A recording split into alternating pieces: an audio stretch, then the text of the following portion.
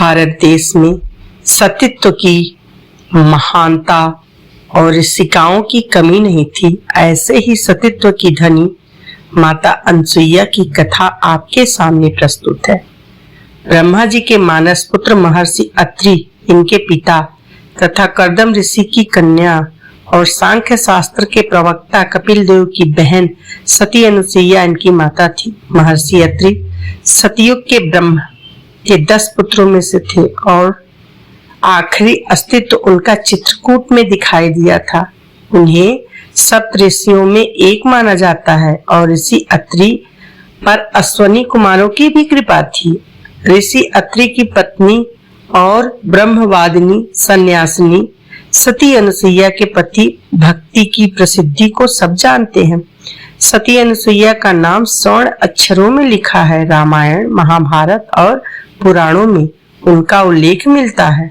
नारद जी जब लक्ष्मी, सरस्वती और पार्वती के पास पहुंचे और उन्हें अत्रि महामुनि की पत्नी अनुसुईया के सतीत्व के बारे में बताया तो इन तीनों देवियों के मन में ईर्ष्या होने लगी और इन तीनों ने योजना बनाई इनके प्रतिव्रता की परीक्षा लेने के लिए। अपने अपने पतियों से आग्रह करके उन्होंने उन्हें माता सती अनुसुईया की परीक्षा लेने के लिए भेजा। विशेष आग्रह पर ब्रह्मा, विष्णु और महेश ने सती अनुसुईया के सतीत्व और ब्रह्म शक्ति को परख करने की सोची।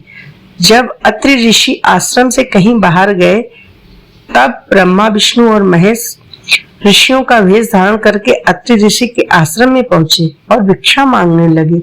अतिथि सत्कार को ध्यान में रखकर सती अनुसुईया ने त्रिमूर्तियों को उचित रूप से स्वागत करके उन्हें खाने के लिए आमंत्रित किया।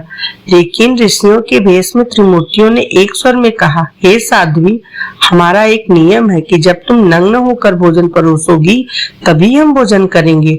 अनुसुईया ने कहा, जैसी आपकी इच्छा। यह कहते हुए उन्होंने तीनों ऋषियों पर जल छिड़ककर उन्हें छोटे शिशुओं में बदल दिया। तब अनुसुईया ने हृदय में मातृत्व भाव उमड़ पड़ा। फिर शिशुओं को दूध भात खिलाया और तीनों को गोद में सुलाया। जब तीनों गहरी नींद में सो गए तब माता अनुसुईया ने तीनों को झूले में सुलाकर कहा, तीनों लोकों पर शासन करने वाले त्रिमूर्ति मेरे शिशु बन गए। मेरे भाग्य को क्या कहा जाए। फिर वह मधुर कंठ से लोरी गाने लगी। उसी समय कहीं से एक सफेद बैल आश्रम में पहुंचा। एक विशाल गरुड़ पंख फड़फड़ाते हुए आश्रम पर उड़ने लगा। एक राजहंस कमल को चोंच में लिए हुए आया और आकर द्वार पर उतर गया। यह नजारा देखकर नारद, लक्ष्मी, सरस्वती और पार्वती आ पहुंचे।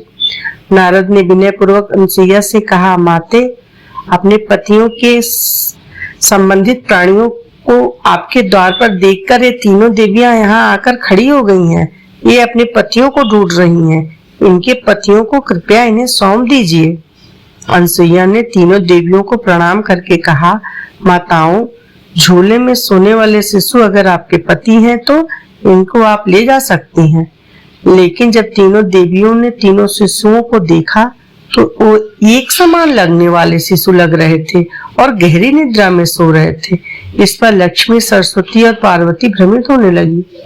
नारद ने उनकी स्थिति जानकर उनसे पूछा, क्या आप अपने पतियों को पहचान नहीं सकती? कृपया आप हास्य का पात्र न बने और जल्दी से अपने पति को गोद में उठा लीजिए।